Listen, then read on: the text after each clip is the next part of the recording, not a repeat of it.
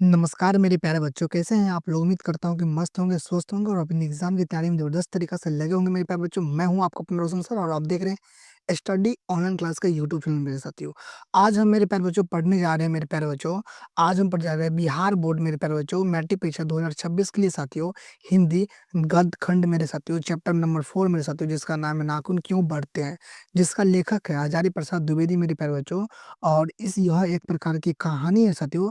और नाखून क्यों बढ़ते हैं इसका मोस्ट वांटेड सब्जेक्टिव क्वेश्चन करने वाले मेरे प्यारे बच्चों, जो आपके एग्जाम में सीधे आने वाली है मेरे प्यारे बच्चों। तो मेरे प्यारे बच्चों, अगर आप इतना कर लेते हैं तो इससे बाहर आपके एग्जाम में एक प्रश्न नहीं आएगा, इसका 100 आउट ऑफ 100 गारंटी है मेरे प्यारे बच्चों। सबसे पहले इस वीडियो को मेरे साथियों आप लोग दबा करके शेयर कर दीजिए ताकि सभी लोगों तक पहुंच सके मेरे प्यारे बच्चों। चलिए मेरे प्यारे बच्चों, बिना देरी किए आज क्लास को स्टार्ट करते हैं। और स्टार्ट करने से पहले बता दूं मेरे प्यारे बच्चों, चैनल पहली बार आए हैं तो सब्सक्राइब करके बेल आइकन को साथियों ऑल पे प्रेस कर लीजिएगा ताकि जब भी नोटिफिकेशन आए तो आप तुरंत पहुंच सके मेरे प्यारे बच्चों। चलिए मेरे साथ ही बिना देरी के आज क्लास को स्टार्ट करते हैं मेरे प्यारे बच्चों। ठीक है, नाखून बार बार काटते रहने पर भी क्यों बढ़ जाते हैं? यह मनुष्य को क्या संदेश देते हैं मेरे प्यारे बच्चों? इंपॉर्टेंट क्वेश्चन है, आप समझिए प्रश्न का उत्तर मेरे प्यारे बच्चों। नाखून बार बार काटने पर भी इसलिए बढ़ते हैं क्योंकि वे मनुष्य के अंदर के पाशवी वृत्ति यानी पशुता के प्रतीक है। लेखक के अनुसार ये मनुष्य को संदेश यह देता है कि वह अपने भीतर की पशुता को जितनी बार भी समाप्त करना चाहे वह उसे खत्म नहीं कर पाएंगे, क्योंकि यह सहज वृत्ति के अंदर विद्वान रहती है मेरे प्यारे बच्चों। समझिए क्या कहता है कि लेखक हजारी प्रसाद द्विवेदी मेरे प्यारे बच्चों, नाखून बार बार काटने पर भी इसलिए बढ़ते हैं क्योंकि वे मनुष्य के अंदर के पास ही विद्युत पशुता के प्रतीक है। लेखक के अनुसार मनुष्य को यह संदेश देते हैं कि यह वह अपनी कि पशुत्ता को जितनी बार भी समाप्त करना चाहे वो उसे समाप्त नहीं कर पाता, क्योंकि यह समाज सहज की सुंदर विद्वान रहती है मेरे साथियों। अंदर क्या रहती है? विद्वान रहती है।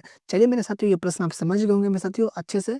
और अच्छे से समझ गए हो तो आपके एग्जाम में अगर ये प्रश्न आएगा मेरे साथियों, नाखून बार बार काटने पर भी क्यों बढ़ जाते हैं, यह मनुष्य को क्या संदेश देती है, तो आप अच्छे से लिख दीजिएगा क्योंकि ये 2 नंबर वाले प्रश्न है मेरे प्यारे बच्चों। चलिए प्रश्न साथियों 2 देखते हैं। लेखक द्वारा नाखून को अस्त्र शस्त्र हथियार क्यों कहा गया है? अस्त्र शस्त्र का मतलब क्या होता है? हथियार क्यों कहा गया है मेरे प्यारे बच्चों?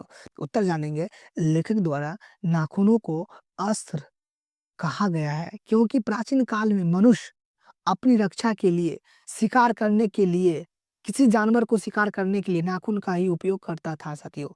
नाखून को अनेक प्रकार का साथियों, त्रिभुज का, वर्तानुकाल का आकार बना लेते थे। उस समय नाखून ही उसके प्राकृतिक हथियार थे। तो वो अपने प्रतिद्वंदी को पछाड़ता था और उनकी पशुता का प्रमाण है मेरे प्यारे बच्चों।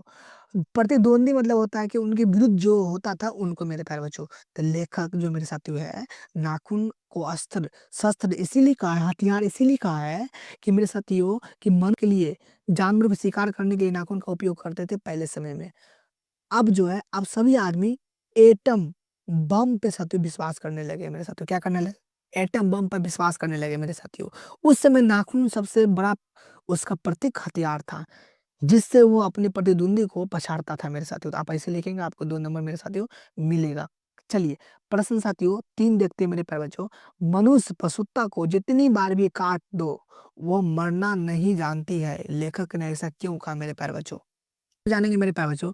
लेखक ने ऐसा इसलिए कहा क्योंकि मनुष्य ने हजारों साल पहले नाखून को काटना सीख लिया था, परंतु उसके भीतर की पशुत्ता जैसे क्रोध, घृणा, स्वार्थ और लड़ने की प्रकृति आज भी समाप्त नहीं हुई है। मनुष्य आज भी युद्ध, बमबारी मेरे साथियों, बमबारी और हिंसा से लिप्त है। नाखून का बढ़ना दर्शाता है कि मनुष्य के हिंसक सहज वृत्ति को जड़ से मिटाना अत्यंत कठिन है मेरे प्यारे बच्चों। नाखून को आप जितना काटिए उतना मेरे साथियों बढ़ता रहेगा, इसीलिए नाखून को निर्लज अपराधी भी कहा गया है मेरे प्यारे बच्चों। आप ऐसे लिखेंगे, आपका नंबर फुल में फुल मिलेगा मेरे प्यारे बच्चों। चलिए प्रश्न साथियों 4 देखते हैं मेरे प्यारे बच्चों।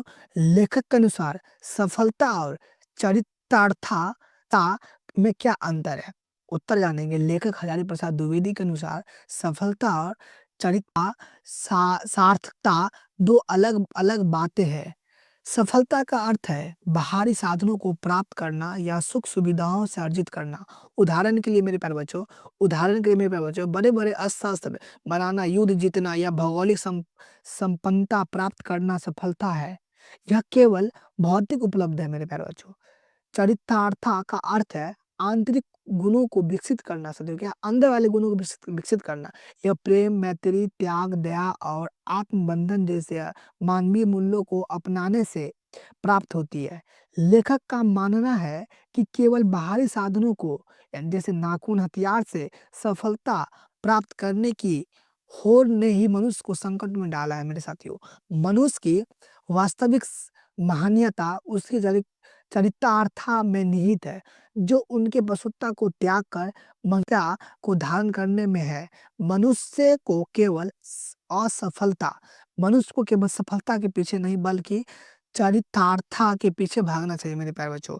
अब ये नहीं कि साथियों अपनी मेहनत पर ध्यान रखिए, सफलता खुद पाएगी मेरे प्यारे बच्चों। चलिए ये प्रश्न साथियों 4 था और उत्तर आप इनको समझ गए मेरे साथियों। आप ऐसे लिखेंगे तो आपको 2 नंबर से साथियों 2 नंबर मिलेगा। चलिए मेरे प्यारे बच्चों, प्रश्न साथियों 5 देखते हैं मेरे प्यारे बच्चों। 5 नाखून क्यों बढ़ते हैं? निबंध का केंद्रीय भाव स्पष्ट करते हुए लेखक के विचारों का विश्लेषण कीजिए मेरे प्यारे बच्चों। इंपॉर्टेंट क्वेश्चन मेरे साथियों, उत्तर जानेंगे। इस निबंध का केंद्रीय भाव यह है कि मनुष्य अपनी सहज पाश्विक वृत्तियों को छोड़कर मनुष्यता की ओर कैसे बढ़ा। मनुष्य का बढ़ना पशुता का प्रतीक है, जबकि उन्हें काटना मनुष्यता, सौंदर्य बोध और संस्कृति का प्रतीक है। लेखक बताना चाहते हैं कि मनुष्य ने स्वयं को नियंत्रित किया है, आत्मबंधन किया है, जिसके या करके और प्रेम तथा त्याग को अपना कर ही सभ्यता प्राप्त की। पशुता के मनुष्य की ओर यात्रा लेखक ने नाखून के बढ़ते और काटते के माध्यम से मनुष्य सभ्यता की लंबी यात्रा को दर्शाया है। पहले मनुष्य जंगली था। क्या था मनुष्य? जंगली। जैसे नाखून उनके हथियार थे, जंगल से हथियार रखना पड़ता था। फिर वह सभ्य हुआ, नाखून काटने लगा साथियों। वृत्ति मनुष्य को विकासवादी इतिहास को दर्शाती है। लेखक इस बात पर जोर देते हैं कि मनुष्य वास्तविक महान अस्त्र शस्त्र बनाने या बाहरी ताकत जुटाने में नहीं बल्कि प्रेम, मैत्री और आत्मबंधन में है मेरे साथियों। यह आत्मबंधन ही उसे पशु से अलग करके मनुष्य बनाता है। यह केवल विकास कर रहा है और पतन की ओर जा रहा है। यदि मनुष्य आज भी बड़े-बड़े विनाशकारी हथियार बना है, तो क्या यह क्या वह अपने भीतर की पशुता को समाप्त कर पाएगा? लेखक का विचार है कि हमें प्रेम और त्याग को अपनाकर ही सीता को सार्थक करना पड़ेगा मेरे साथियों। कहने का मतलब ये हुआ कि लड़ाई हिंसा पे चलने से बढ़िया है कि एक दूसरे से साथियों प्रेम करें, भाईचारा बनाएँ।